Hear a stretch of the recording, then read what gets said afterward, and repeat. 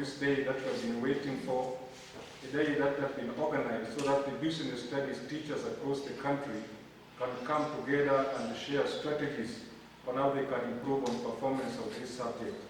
We thank you because this day is finally with us, Almighty God.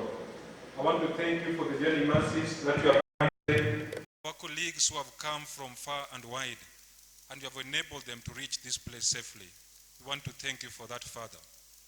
Even the teachers who are still on their way from different parts of the country who are coming for this function, we pray for them, be with them, grant them the journey mercies. In a special way, I want to thank you for the special examiners who are going to facilitate us on this particular day.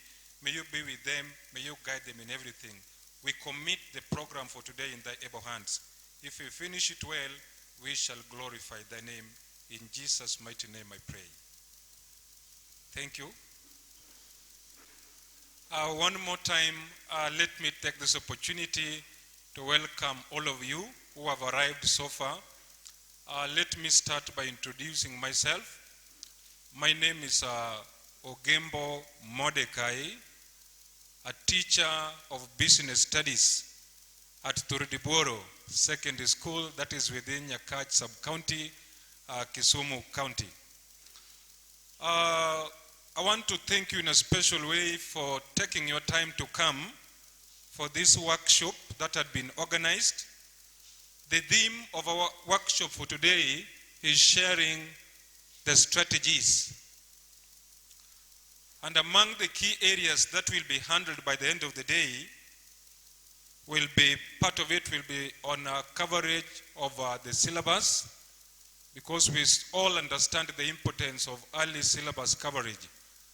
We'll also share on the strategies of revision, which we can adopt within our various schools, and something that can work for us and enable us have good performance.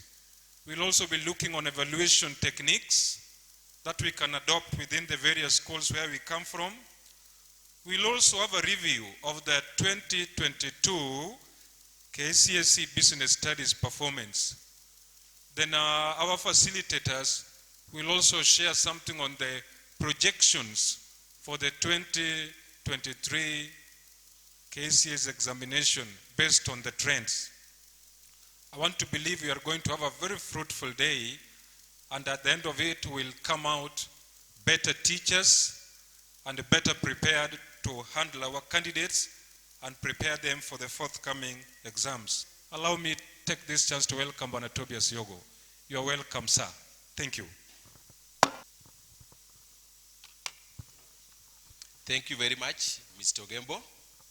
To our facilitators, Bwana my good friend, Madam Salome, my good friend, and also colleague teachers. A majority of you, if not all, are my good friends, and we have interacted in the walls and other social places. My name is Mr. Tobias Yogo. I am a teacher of business studies at Turudiboro Secondary School. It was just some 1 kilometer away from this point, but because of some logistics, we decided to reschedule it at the base camp.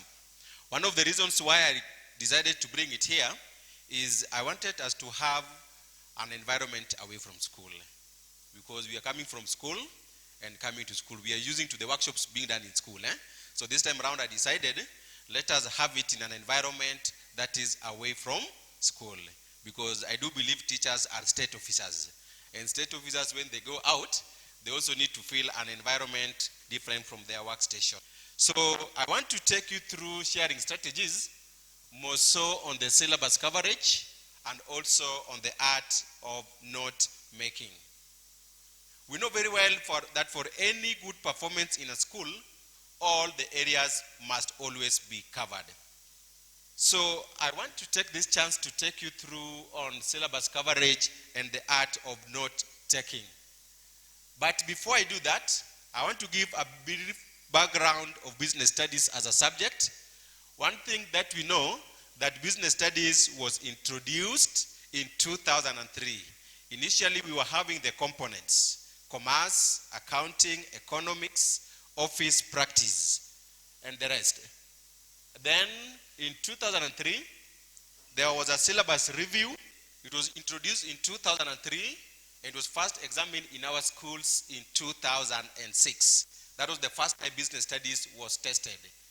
We know very well that this subject has got 31 topics, and all these topics are coming from the components. That is commerce, accounting, economics, office practice, and entrepreneurship. We are very much aware of that. Number 3, after it was tested in 2006, there was a time for review. Generally, the syllabus or the curriculum review is usually being done in Kenya after every 5 years. So there was a review, 2003, then review was done in 2008 after it was tested.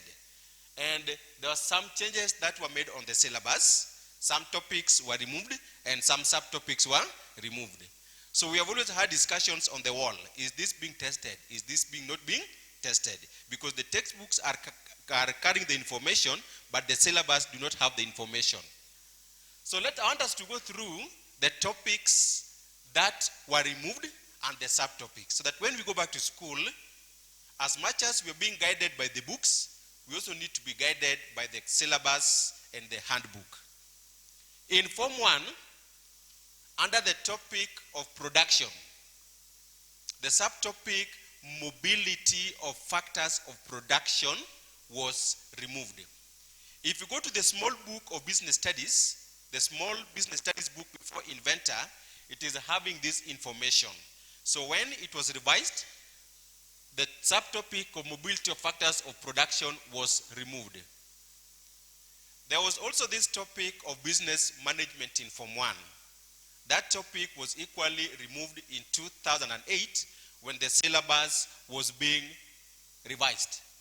If you go through our exams for the past KCSE, you'll always find this question: the advantages of management by walking around. We've always seen it. And some of us are still testing it. It was still under this topic and it was removed. The other area, in Form 2, all the topics remained because it is forming the bulk of commerce. So no topic or subtopic was removed in Form 3, in Form 2. Let's now look at Form 3. In Form 3, the topic of demand, elasticity of demand, and elasticity of supply was removed. So however much we still have this information within our textbook, they are not part of what we need to handle when we are teaching the student. That was removed during the review. The other area that was removed was under product market. The topic of product market, the abnormal graphs, not demand and supply. The abnormal graphs in demand and the abnormal graphs in supply were removed. At times, when I go through the papers the teachers are testing, it is theoretical, yes, but they're still testing this. You will find that we say that state force circumstances, when there's a change in demand of a commodity, a change in price of a commodity, is it a change or no change? But there is no significant change in demand, no significant change. In that case, is a situation of abnormal curve. However much the curve is not drawn, but it is abnormal. Because why do we call it abnormal? We know very well when we are teaching the topic of demand and supply, we know the movement along, and the movement is affected by the price changes. Then we also have the shift, that the shift are being affected by all factors except the price. But you find a situation you're being told that the price is changing, but the demand is constant, or the demand does not change significantly. In that case, it is a case of abnormal. So however much we come across such kind of questions, it should not stress us because it is not part of the syllabus. When we go to the topic of product market, the curves were removed. The marginal curves, the cost curves, those curves were removed. Let us not take our students through the curve. The only curve we take our students through is the curve under oligopoly, the kink, but not into depth. They only need to know the point of kink, where we have the fairly elastic and fairly inelastic. Only. Let us not take the student how we are arriving at the kink. Let them know that we are having fairly elastic and fairly inelastic. And the point of what? And the point of kink. And if the curve is broad, we only need to ask them, let them identify the product market that has been identified by the curve. So let us not stress ourselves over that. If you check the previous syllabus, there was computations that were done on costs. The revenue curves, the marginal revenue. Let us not take our student through that. It is no longer part of the syllabus. The books have it, but the syllabus do not contain it. That is what we are having in Form 3. Then let's come to Form 4. Which subtopics were removed and which topics were removed? This has been a debate on the wall, the petty cash book. So it is true. Is it being taught? Is it not being taught? Don't bother yourself with the petty cash book. The petty cash book is not being taught. So don't bother your candidates. Don't bother your students. Analysis column cash book. For us who did accounting, we know that cash book, the petty cash book is there. And I still know very well that the petty cash book and the analysis, we still have them on the inventor book 4. It is still there. So if you teach using the textbook without the syllabus, then you will always teach whatever is not being tested. The end year adjustments under financial statements. End year adjustment. After the trial balance, the only adjustment that we have is closing stock. Only. So we should have teachers still asking, what about salaries due? What about rent accrued? What about depreciation? Let us not take students on whatever is not being taught on the syllabus. Those were left for the higher level. So the only end adjustment we have on the trial balance is the closing stock. National budget. It was there on the previous syllabus. One of my good friends is not here. Once went to his school and he was telling me, Mwalimu, I'm through the syllabus. Ile kitu imebaki tu ni national budget. He's coming from a school in CI. I asked him, national budget? So he was using the old book to teach. Let us not teach the national budget because it was falling under what? Public finance? The public finance. The exchange rates was also there on international trade, but we no longer handle the exchange rates. So I do urge teachers that at all times, let us always remain within the syllabus. Apart from syllabus, there is this book called the Teacher's Handbook. This book will always give you a very good guidance on what you are supposed to teach and and the depth in which you are supposed to cover that area. Like when we check in 2020, there was this question in paper 1 about the fourth sector economy. And the argument that was there on the wall that it is not being what? Handled. But when you come to the handbook is having the fourth sector economy. Mention it to the students. Mention that fourth sector economy to the student. It is telling us mention. Meaning the depth is not being covered. The depth is being covered on a two-sector economy. But on a fourth sector, it is here. That is why many teachers were having the argument that they said something outside the syllabus. It was part of what was supposed to be covered. So once I've taken you through that brief introduction, I want us to go through something brief. And this is the challenges we are facing when we are teaching business studies. We have challenges, and that's the truth. And it is the challenges that is making us to converge at this given point for us to get the solution. One,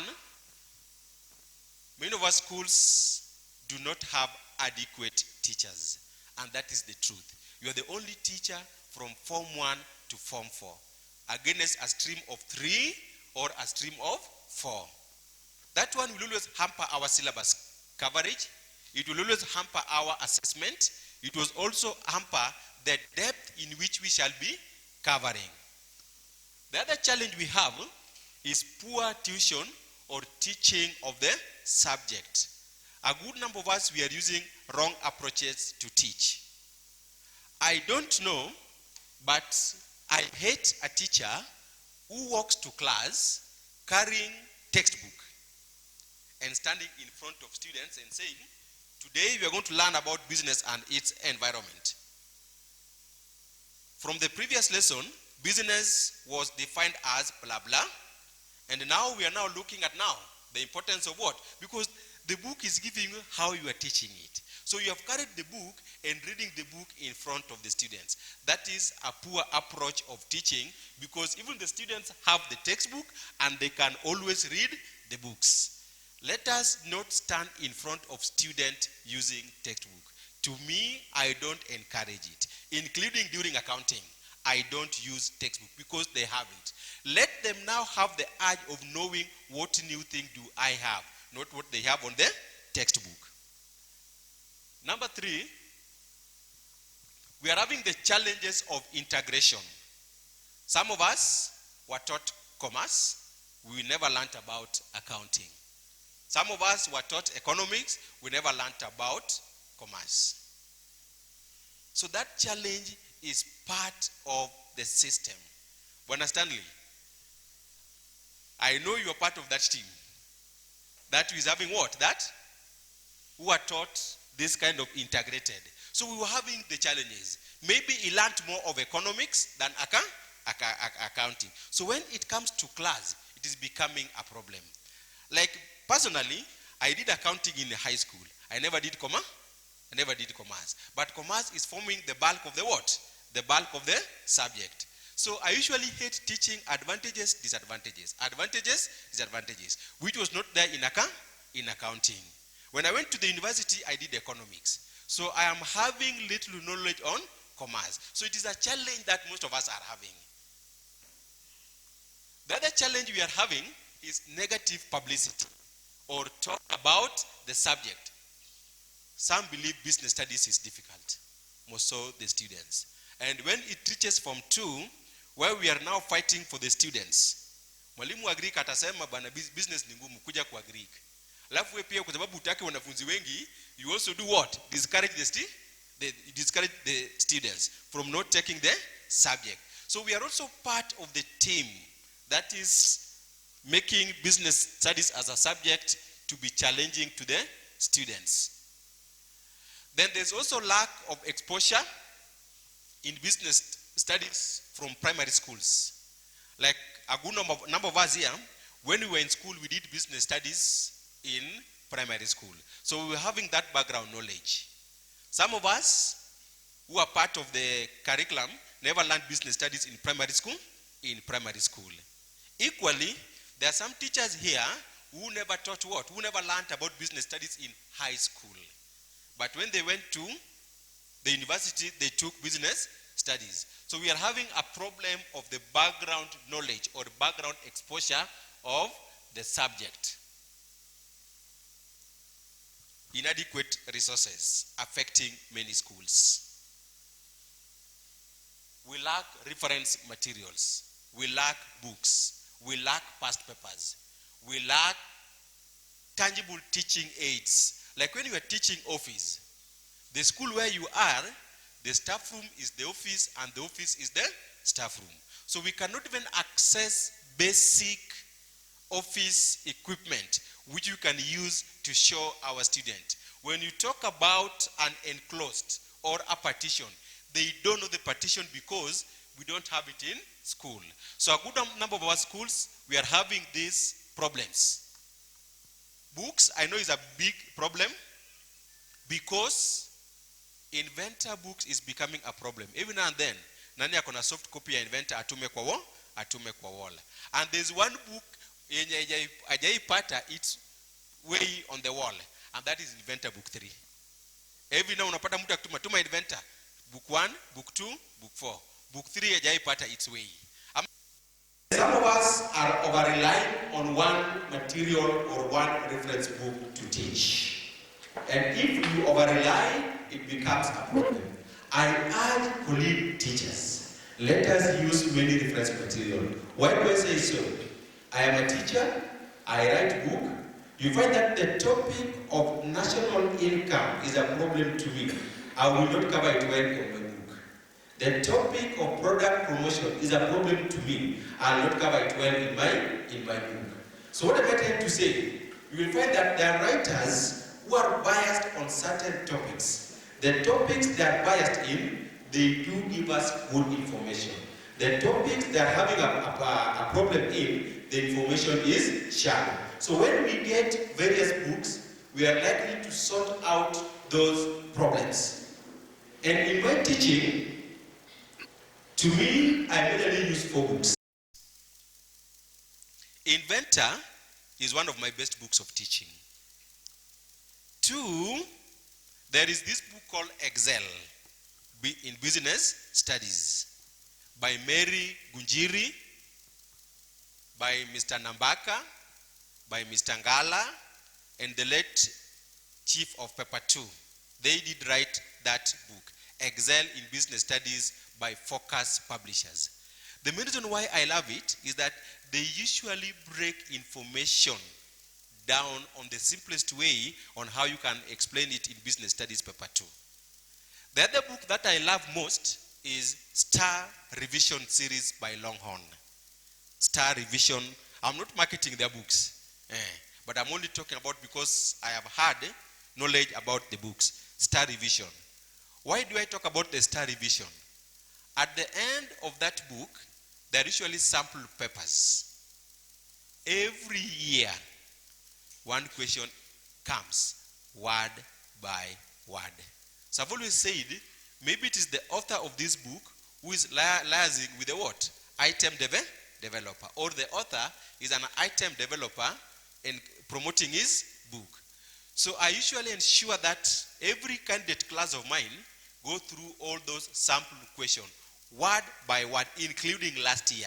There was a question that came from the sample paper in that book, word by word. So I've always loved that book. So I encourage us to rely on more revision materials. The other problem is lack of workshops. In a workshop like this, we learn from fellow colleagues. I learn from you, you learn from me, because we have the platform where we are sharing ideas. So I usually encourage teachers that let us go to workshops, because in workshops we are learning from ourselves. One of the core competencies of CBC is learning to learn. Is one of the, meaning every day is a learning process. I know I'm a teacher and you are also a teacher. We are having different environment and different experiences. So when we come together, it gives us a forum to share experiences, to share ideas, and also to share a challenge.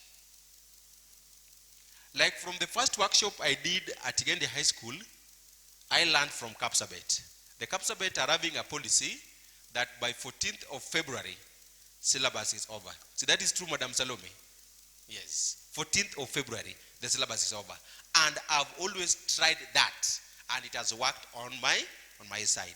Right now, if you go to our school, the syllabus is done for Form 4. It is through that workshop that I learned from Madam. Rigidity is also a very big problem. We are saying some of us are not willing to change. Mbona watu wa paper 2 wanafanya hivi? No, learn from watu wa paper 2. Because the problem every year, there's a blame game on examiners of paper 2. But when examiners come down and talk to you, we always refuse. Let us not be rigid. Learn from the examiners in paper 2. And more so, the teachers above our age, they have not appreciated the changes that are taking place in business studies, and more so when it comes to answering questions in business studies, paper 2. Another problem we have, leakages, is a very big problem. And we are saying where teachers and students, they do collude.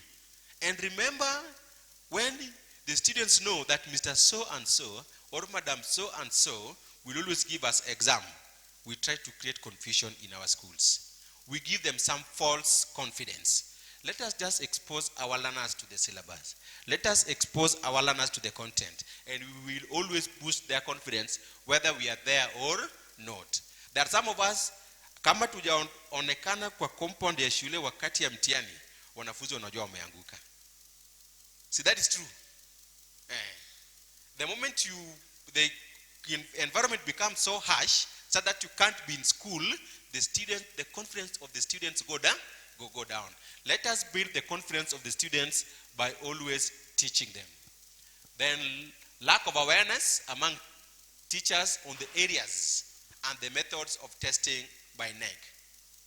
By the way, if you have been very keen on the testing of NEC from 2017 up to now, NEC is majorly testing on the untested specific objectives. If you have been very keen, they are testing the untested specific objectives.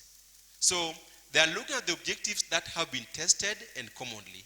Then they pick the specific objectives that have not been tested. So they majorly go for the untested specific objectives. So once we have looked at the challenges, we now come to syllabus. What is the strategy for clearing the syllabus in time? 1, let us learn to give students quality notes, not quantity. Let us learn to give, I'll take you through how to make notes. Let us learn to give students quality notes. Remember, quality notes saves time. Quality notes is also efficient and has the required information. Let us never miss lessons, but I know it is normal to miss lessons because even the TPAD has given us the provision for missed lesson. At the same time, that TPAD has also given us a provision of recovery. And if we miss the lesson, let us try as much as possible to do what? To recover. That is why we are having the schemes of work. The schemes of work guides us on syllabus coverage. Let us guide students on how to make their personal notes at any given time. And we also need to tell them to check on the key points. Which are the key points that we usually have when it comes to answering questions in business? Is very important. Let students learn to make quality notes. Let students learn on how they can pick up the key points from the notes that they make. It is not a question of copy-pasting the information from the textbook to the exercise books. Let them learn on how to pick the relevant materials, the relevant information from the book.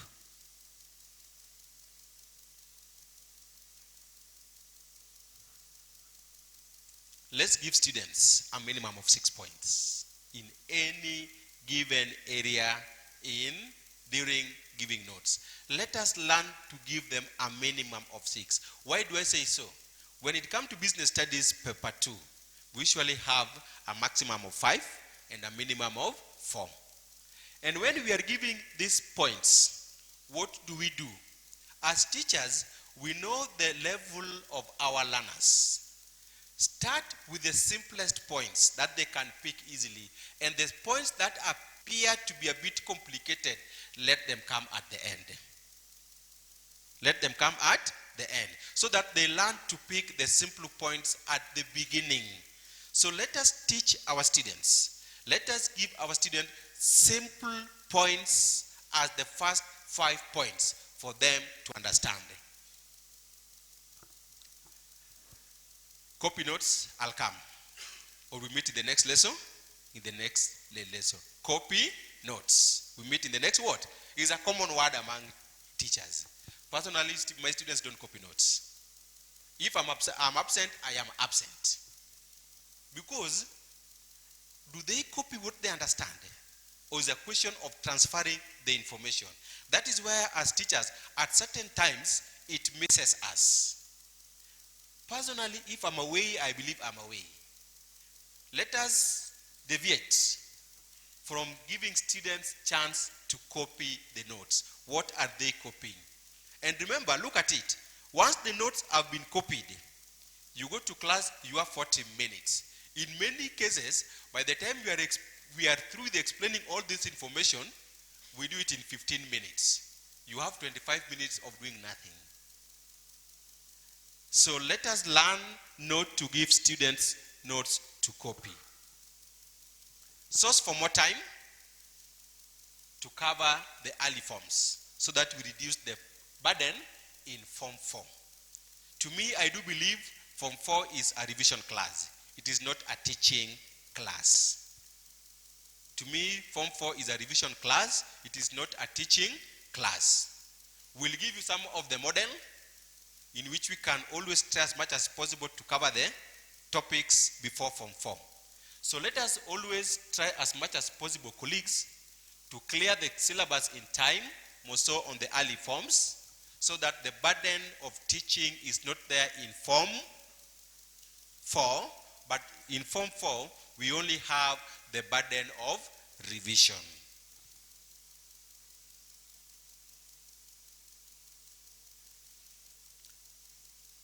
How do we reduce that burden? We reduce that burden by rearranging the topics. We reduce that burden by rearranging the topics. This model, I picked it from Kapsabet boys. And that is why they have always remained Kenya 1. May I usually call them Kenya 1, eh? Yes. So this model is a model we picked from Kapsabet boys. And I blended it with a model I picked from Eldoret, Moi Girls Eldoret. So the two schools, I picked the model and we blended them so that we come up with the best model of clearing the syllabus. In Form 1, try to cover 9 topics. Remember, for Form 1 has got 7 topics. How do we cover 9? The other 2 are 2 topics in Form 2. Form 3, cover 10 topics. Then in Form 2, there are usually 8, but you cover 10. In Form 3, cover 12. The last topic in Form 3 is usually on topic 10, which is the cash book. And that gives a total of 31 topics. You are through with syllabus by the end of Form 3. It is possible and it is doable. Even if you're in a day school, it is doable. It is possible. Because they usually say, but you people in boarding school, you have time. No, all of us have time. We can always create time to ensure that we do it within the expected and required time. So I want us to look at these topics in Form 1. Which topics are you supposed to cover by the end of Form 1? Introduction, business and its environment, satisfaction, up to government and business. This is what you do. The government has given us enough time in term 1 in Form 1 these days, because it's only 1 week after everybody has reported Form 1 come. Not like the previous years where they were taking 1 month away. Do introduction, do business, do satisfaction, do production, and have a start of entrepreneurship in term 1. It is possible. It is very much possible. Introduction to business studies should not take us a whole 2 weeks. So we do topic 1, topic 2, topic 3, topic 4, and a brief of introduction of topic 5, which is entrepreneurship in term 1. Like for our case, when we are reporting back from half term, we shall be starting production. And there are some classes that have already started what? Production. Because we want to ensure that we reduce the burden in Form 4. Then in Form 2, what do?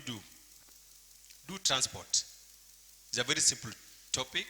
Do warehousing, do communication, do insurance. I believe topic 1 to topic 4 are usually very fast to complete.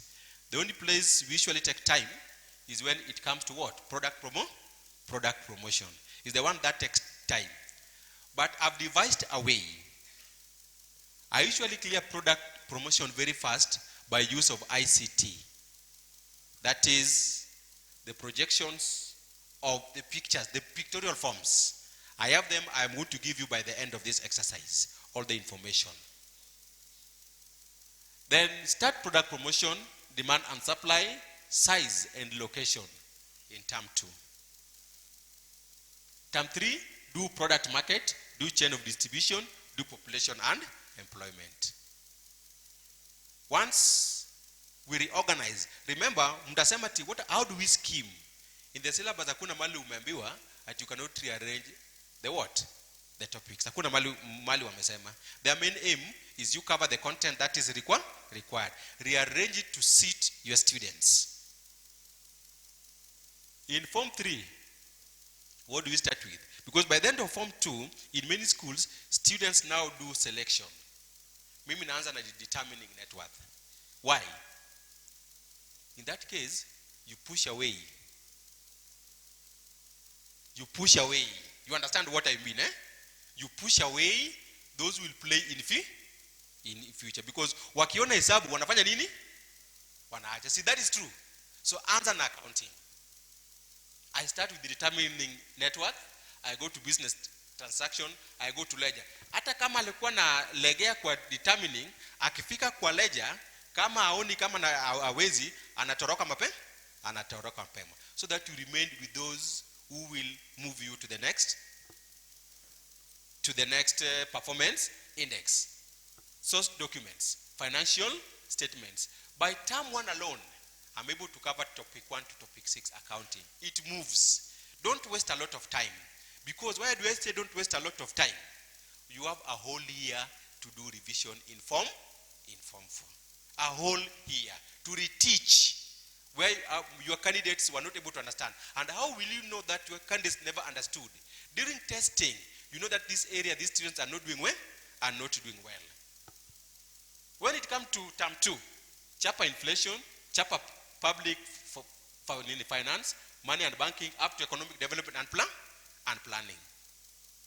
Then remember I brought the 2 topics down. National income yenye ilikuwa huko form 3. Because wewe inasumbua wanafunzi na inatusumbua sisi pia walimu. So usichoke, because ukifika national income wanga tunachoka. So tunatoa hiyo uchovu by covering them the last. The national income and international trade.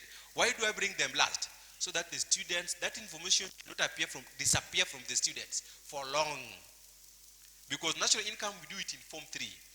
And I have come to your schools to talk to students. Anytime I ask the candidates, from the last time you were taught national income up to now, how many have read national income? Wanga kuna wanafunzi.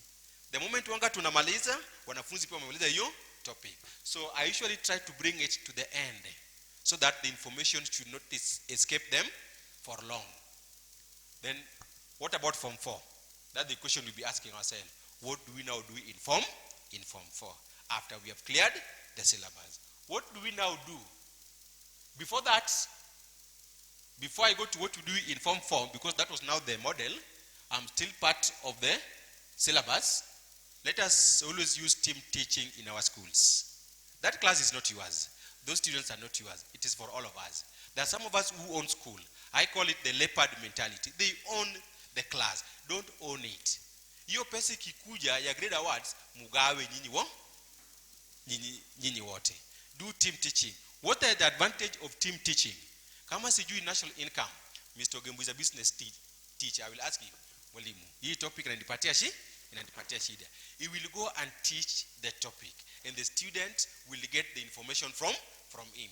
And if I don't understand it, one, the students will start to lose confidence in me, because I'll always be fumbling, and I'll not give room for question. Identify difficult topics and handle them separately. That is why I brought these 2 topics down. We handle them separately. Identify what is difficult and try as much as possible to handle them separately. Let us encourage class discussion among our candidates. Let us allow them to do some group research and let them present. At certain times, just sit at the back, tell the students in advance that this group, you will do a presentation on this area. They will try as much as possible to get the best, because they want to impress. Sit at the back, allow them to teach. They will always do that presentation well. And remember, if a candidate do a presentation well, that information sticks on the candidate. Even the weak one, ask him or her, what can he or she present? And that student will always boost their confidence. Because if they start in front and they do a presentation, and for these weak students, when they do presentation, always commend them. Don't rebuke. Let us just commend them and we build them. If anakwama mahali, come up very fast as a teacher and explain that, so that the students' confidence come up. Then let's treat all classes as examination classes. Let us treat all classes as examination classes. If you check my notes, for those who have interacted with my notes, even at Form 1, all my notes are written on the point and explanation. Because I want that candidate to develop that. Not ikifika Form 4, ndio ni struggled. No. I treat Form 1 as examination class. Let them know how to place the answers correctly. Set targets that you can easily achieve, and more so for the candidates. When you set targets, the candidates will always move towards those targets. In 2019, when I was at Gendia High School, he's a candidate I still remember up to now, was called Shadrach Sabato. I talk about him. When if you go to my social handle, you always find about Shadrach Sabato. He was not doing well up to term 3. He was an E student. But one day we did an exam, a joint exam with Chenda High School and among other schools. And Shadrach managed to get a D plane from E, and that is in third term. So there's a target that was set for him. So when I was releasing the result, number 1, 2, 3 is normal. That day I never recognized them. I said to Nini, mumezoea kukaa hapo juu. Today I am recognizing Shadrach. Now when he was coming, he was fearing because he's a poor performer, I was going to rebuke him. I said, is the student I am going to award. Because, dear colleagues, moving from E to D is not an easy thing for a student. And Shadrach, I awarded it, and I remember giving him 200 shillings in the assembly for only moving from E to D. That one motivated him, and he was always setting his targets. By the time we were doing KCSE, it is verifiable. He got a C plus in business. The rest were D. It is possible and it can work by setting the targets. Then what we used to do is that we pick our lowest performer, we call them in an exam, then we say, in this first exam, we are targeting 20%, because I know there's a 15% student. But the top performers, I call them, to you, ukichapa less than 80, I will work on you. So, you don't tell the top performers in class, but the lower one you say in class, in 20. This student will work towards that 20%. Akipata 20, anakuwa more motivated. You go to 25%. So, as I push those at the top, I also bring along this, what? Low performer. And that was the secret that was working at Gende High School. The low performers, we reduced. There's no single year we have even had a D+, because we were pushing them up. Strategies after clearing the syllabus. Because we are here to share the strategies. What do we do after clearing the syllabus? You carry out the need-based reteaching. As you are testing, you know very well that wanafunzi, hii swali ya national income hakuna mwenye amepata. That one is an evaluation to you, to tell you that that topic they never understood. Reteach it. That is why we are having a whole year now, in Form 4, after clearing. You reteach where the students never understood. We have enough time to do that. Let us encourage our students to have a supervised discussion groups. Now the challenge we have is that, how do we form these discussion groups? This is what I used to employ in my school. I do an Excel performance. They are named because the order of number 1 up to the what? The last. Then I command Excel, sort according to the alphabets. And you find that when you do sorting now according to the alphabets, without bias, you have formed a group.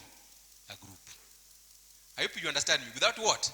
Bias. So napata wale watu A, the first 5. Because kulikuwa na mtu wa A uko chini.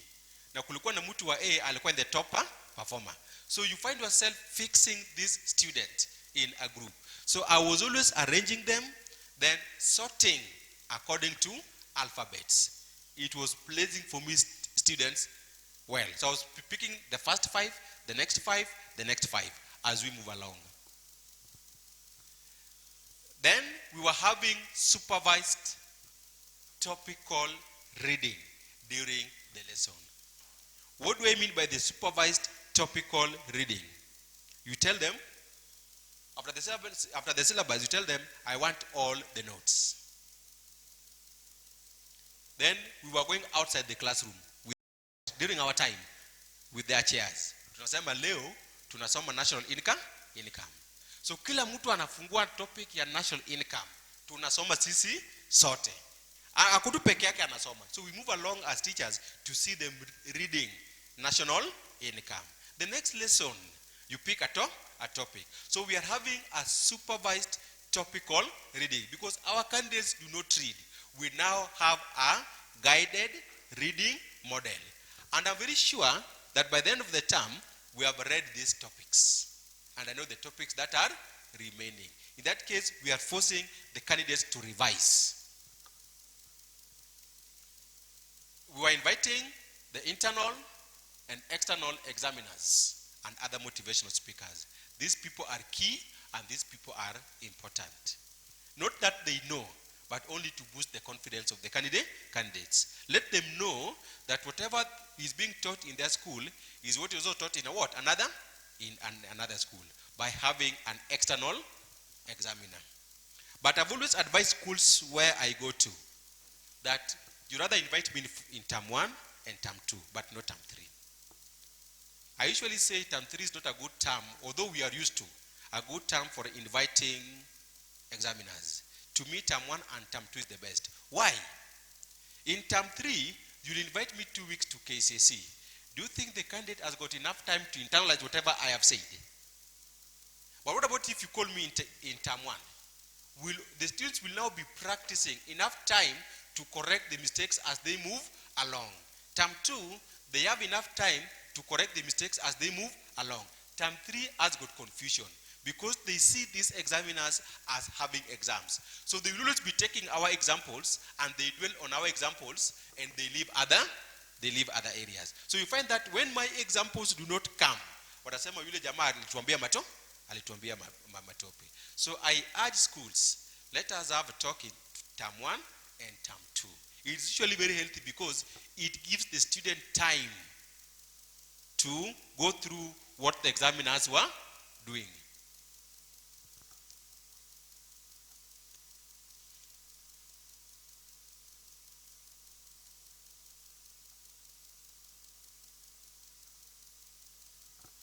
Let's have topical quizzes. That's also another strategy, topical quizzes. Beginning next term, for those who will be on the lesson study wall,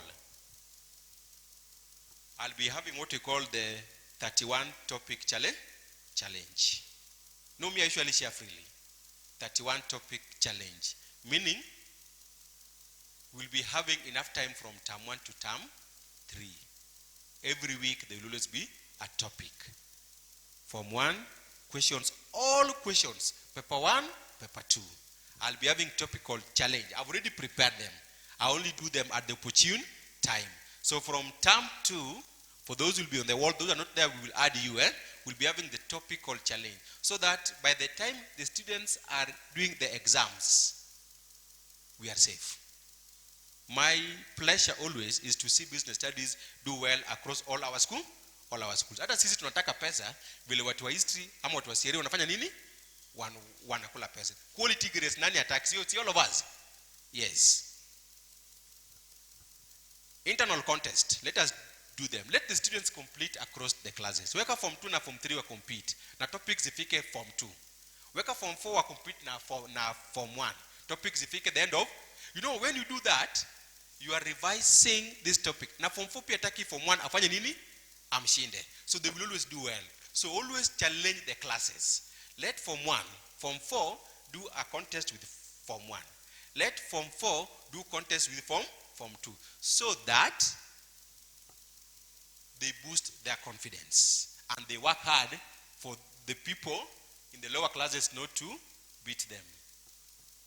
Let's do more joint exams. It's very important. Because joint exams, we gauge our students against other students. It's very important joint exams. Even if it is 2 or 1, try as much as possible to do joint exams. Because during joint exams, we do coordinate marking scheme and we also learn. Let's use tests.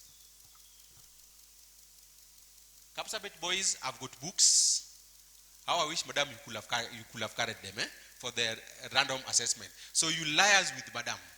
They have random assessment books where they have compiled the tests with the marking scheme. And it's sold at 500? Yes, they sell them at 500. So you'll find that it is a book.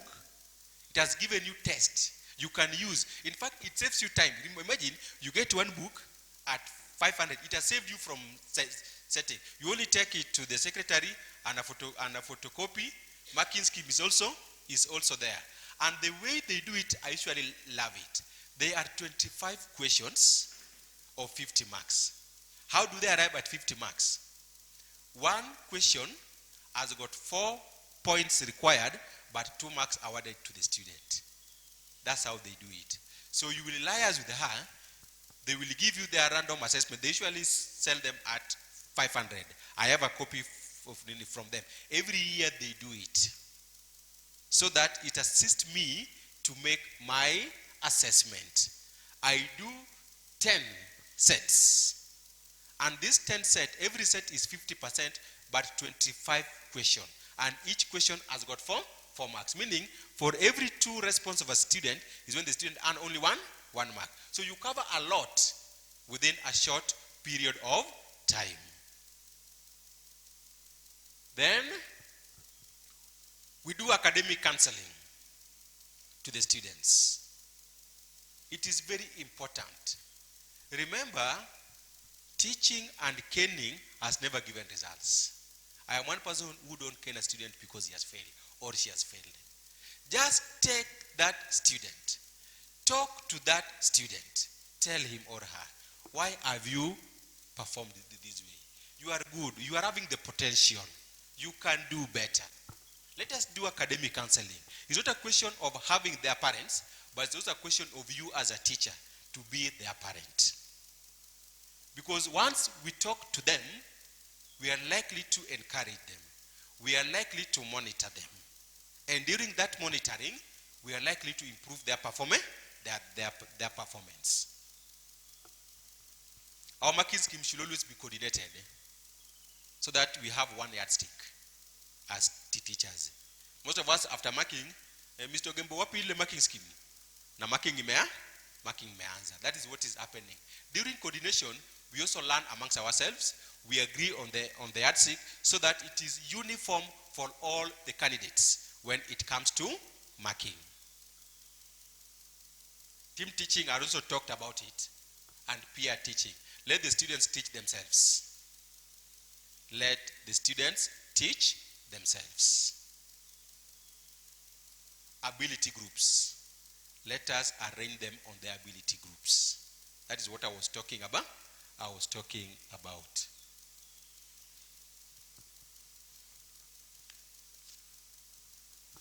So I believe we have seen, or we have learned something on syllabus coverage. And I come to my last part of presentation before we go for our first break, and that is how to make notes. It becomes a challenge to us as teachers when it comes to note making. I do believe you have gone through the books. If you go to the national income, the factors influencing national income, Ameweka technology. They have said so many stories, you can't comprehend the head and the tail. Na unaseti mtihani, na wewe mwenyewe pia uelewi how to explain the factors. What do we do when it comes to this? Let us identify the specific objectives to be covered by each topic. For those who have interacted with my notes, after every time I'm making a note, it is the lesson topic, after lesson topic, then lesson objective. The students know by the end of the lesson, what do we want to achieve? You have always seen them on my slides. Mr. Cheroyot, I believe you have one, eh? Yes. It is there. That specific objective is not yours. It's for the student. It's for the student. Let them know what you want to achieve. So let us always identify the specific objectives to be covered in each topic, and more so for the lesson. Our notes should be written in parts, like the neck marking scheme. What do I mean in parts like the neck marking scheme? It's assisting us or assisting the students to know how to place the points in business studies paper 2. Let the point come out with a brief explanation. Let the point come out with a brief explanation. Advantages of government involvement in business.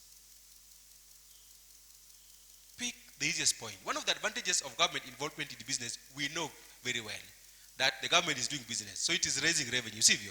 So as a source of what? A source of revenue. Just a 2 source of revenue. On the explanation, what do you say?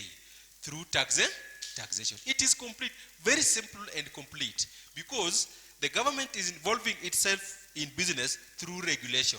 and taxation is one of the what? Regulation. The tax is assisting the government to raise revenue. So the parts are coming out in form of the main answer or the main point and explanation. Use many reference materials when making notes. To me, I use neck marking schemes to assist me make notes. When I'm in a subtopic, I go to neck. Waliseti kitu? Yes, waliset. Then what were the answers? These were the answers. Then I use that neck marking scheme to make my notes. All my notes, if you check, they are neck marking schemes. Is the one that I use. Na kama kuna mali sielewi vizuri, I also use other reference material. And the best way to teach, when it comes to neck exams, the exams are usually directional. They're not neutral. Explain 5 factors that may lead to an increase in the level of national income. But when it comes to notes, they only talk about factors influencing national income. So how do I make my notes on that? I make my notes by looking at the factors leading to increase. I have them. Then the second part, I talk about factors leading to decrease. I have them. So the students now know what to explain. But if we leave the factors on the neutral, it becomes a challenge to our candidates to know how do they place their answers on the increase, how do they place their answers on the decrease. Let us learn to do that. Give several points per each subtopic. And I said a minimum of 6. If you check the neck marking scheme, they go as far as 20 points. Usichoke, give those 20 points to the candidates. Please, give those 20 points to the candidates so that they pick the simplest that they can understand. Give topical questions from neck and the syllabus after each and every lesson. Even if you go and pick books of my Form 1, after introduction, niliweka ile swali ya last year, paper 1. I believe all of us saw it. There's a question of introduction, the description and the component. So that they now learn. By the time you are through with teaching, I am very sure you have revised all the KCSE questions. After every subtopic, go to the neck marking scheme. Look if that area was tested. Give it to the candidates. Emerging issues, we need to teach them. If you go to our book, International Trade, they have not handled emerging issues. They have not. Angalia to inventor. But when you come to this book, there is trends in international trade, e-commerce, liberalization, export processing zone, and globalization. Na wamesema huko mwisho, NB, emphasize the meaning, advantages, and disadvantages of each trend. This book usually guide me on what I need to do because they tell us how to teach and what we need to cover. So let us encourage our students and let us also teach them the emerging issues in each and every trend. And through that, I want to say thank you for listening to me. And all the information we are going to have, including the video recording, we shall get them on that. So have that email address. Please don't change the password, I beg. Don't change the password. The email is lessonstudy2023@gmail.com. Password lessonstudy@23. Then, this is how you are going to access the information on that. Once you open the email, unaenda kupata Google Drive. So all of us know the Google Drive. Eh? You know, Google Drive is a very safe way of storing information. Just go to the Google Drive of that account. On that Google Drive, you are going to get all the notes. When I was talking about note making, you're going to get all the notes from Form 1 to Form 4 in PowerPoint. All the notes in PowerPoint. 2, in that Google Store, you're going to get all the exams that I've always come across, the exams that I've always tested. I have posted them on that wall, on that Google Drive. On that Google Drive also, this video recording is going to be posted there so that you can always listen to it at any time that you want, and any other exam. So I'll always be using that communication. So always keep checking the email as we move along, because once the two presenters are done, maybe their presentation is not on PowerPoint, but I'll pick the information from them, do a PowerPoint typing, and present them there, so that we have all the information. Otherwise, I want to stop at that given point. I know I have covered much, and I'll come back later. Thank you for listening to me.